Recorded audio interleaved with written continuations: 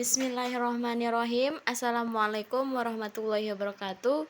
Perkenalkan, nama saya Yuli Hendriani Zulpa, NIM 20221005, Prodi Pendidikan Kimia.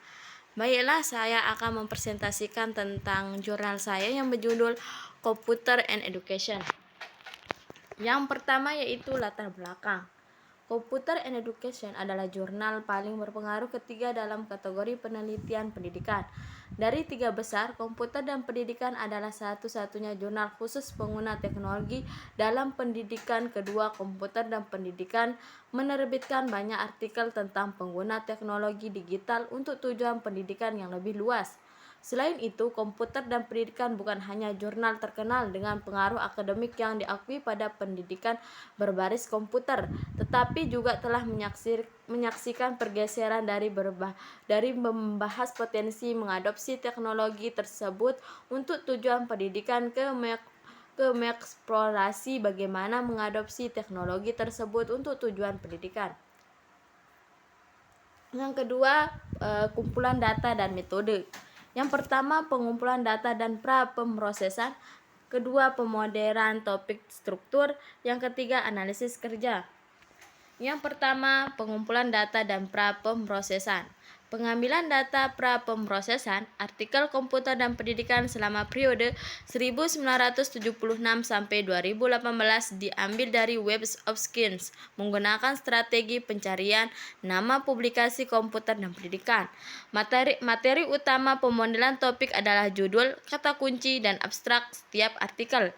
Secara umum disepakati bahwa judul, abstrak, dan kata kunci artikel cocok untuk tujuan konspektual karena biasanya mewakili konten artikel yang patut diperhatikan. Selain itu, abstrak mampu menyajikan ringkasan artikel dalam hal tujuan dan masalah penelitian serta temuan utama. Untuk meningkatkan kualitas data sebelum melakukan pemodelan topik dilakukan pra-processing. Pertama, angka tanda baca, simbol, dan kata henti. Yang kedua, istilah dengan beberapa ejaan digabungkan. Misalnya perilaku dan perilaku. Ketiga, istilah dikonversi ke bentuk tunggal dan huruf kecil.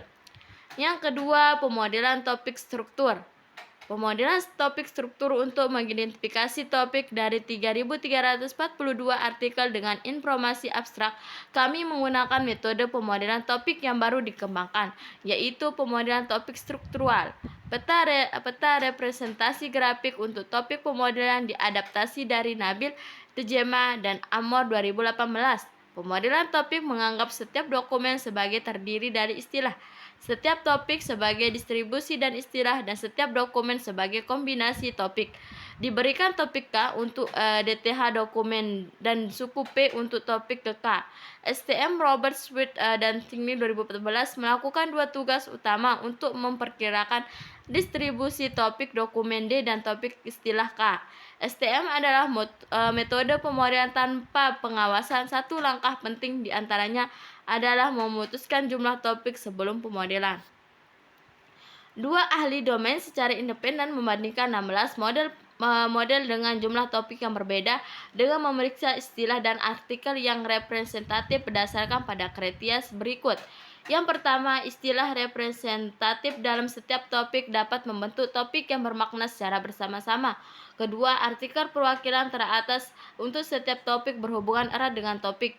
Yang ketiga, tidak ada tumpang tindih antara topik dalam satu model topik. Dan yang keempat, semua topik penting dalam teknologi pendidikan dimasukkan. Yang terakhir, analisis hasil. Analisis hasil STM, analisis hasil model mencakup interpretasi topik, propresi, tren, dan korelasi, serta distribusinya lintas negara atau kawasan dan lembaga berpengaruh.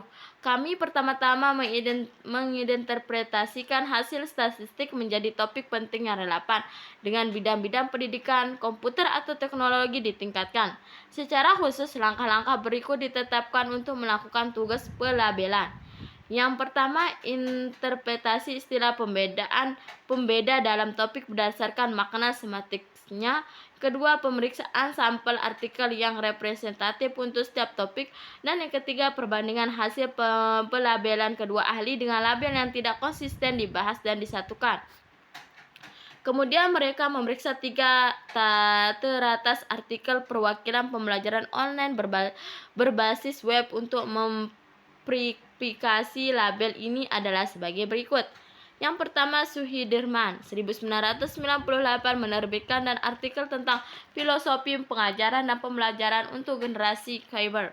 Kedua, Dinding dan kawan-kawan 2010 menyelidiki kesiapan peserta didik dan sikap terhadap podcasting yang membosankan dan tambahan. Yang ketiga, Beth Marquardt dan Roche dan Shevik menerbitkan perbedaan dalam hal demografi, pencapaian dan prioritas nilai antara pembelajaran berbasis internet dan pembelajaran jarak jauh tradisional lingkungan.